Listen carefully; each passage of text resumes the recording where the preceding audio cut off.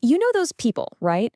The ones who can just walk into a room and instantly they just command attention and they haven't even said a single word. Well, that's not magic. It's a skill.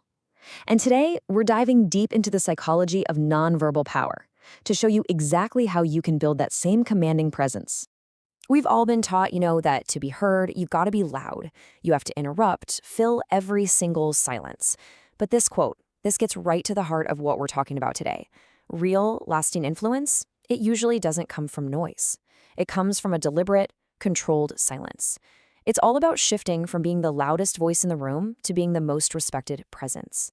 So, okay, if being loud isn't the answer, then what is? We are going to unlock this idea of nonverbal authority.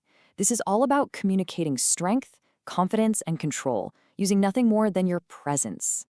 Now pay close attention to the words here. Silent dominance isn't about being aggressive or trying to intimidate people. It's a psychological strategy. And what that means is that it's a conscious choice. It's a skill that literally anyone can learn and apply to command respect in a way that's subtle but oh so effective. Let's really break this down. On one side, you've got what we call loud power. Think about that person who's always interrupting, talking a mile a minute to dominate the conversation, always kind of performing for an audience. Now, contrast that with silent power. This person observes first. They speak deliberately, not quickly. And most importantly, they just project this deep sense of calm. You see? One is reactive, the other is completely in control. So how do we actually do this? How do we make it happen? Well, let's open up the Silent Dominance Playbook and look at 3 simple but really powerful techniques. Think of these as your new communication tools. First up, we've got a technique that establishes your presence the second you enter a space. It's called the scan, and it's all about how you use your eyes. It's incredibly simple, but it works. Instead of just rushing into a room looking for someone or immediately staring down at your phone, you just stop. You slowly and deliberately scan the entire room. And as you do, you make brief, confident eye contact with a few different people. No big fake smile, no nervous glances away, just a calm, neutral expression. So what does this actually do on a psychological level? Well, it sends this powerful subconscious message. It says you're not looking for anyone's approval or validation. You are assessing your environment. You come across as observant and in total control. It's that kind of quiet authority you see in characters like Thomas Shelby from Peaky Blinders. They own the room before they ever say a word. Okay, let's switch gears. Picture this. Someone asks you a really challenging question in a meeting. What's your first instinct? For most of us, it's to jump in and answer right away. But really think about it. What does that instant response actually signal to everyone else?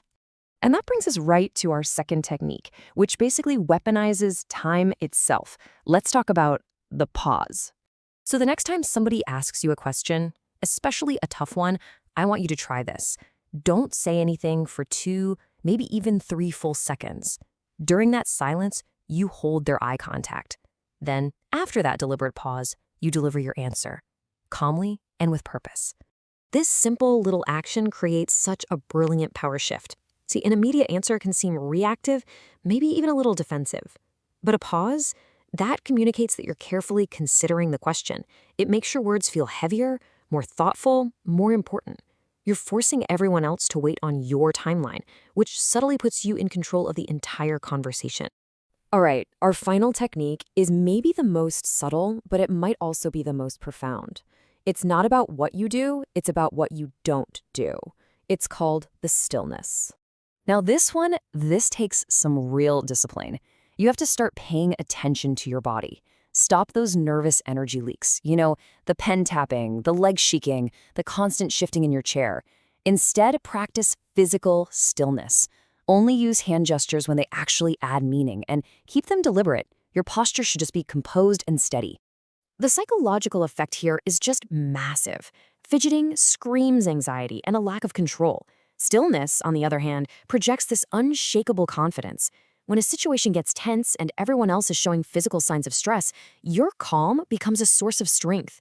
You become the anchor in the storm, the one who isn't fazed, and people are just naturally drawn to that. So there you have it. 3 powerful, practical techniques: the scan, the pause, and the stillness. Now let's bring it all together and talk about how you can actually put this playbook to work in your own life. Okay, here's your takeaway toolkit. It's simple. Use the scan when you enter a room to project that observational power. Use the pause before you speak to give your words real weight and importance. And practice the stillness in your body to embody an unshakable, confident calm. These three tools, when you use them together, create this powerful aura, all without you having to raise your voice one bit. You know, when it all comes down to it, it's about a simple truth. Power isn't really something you have to fight for or take from other people. It's something you project from within. So the final question isn't about what you're going to say, it's about what your silence is going to communicate. What will you project?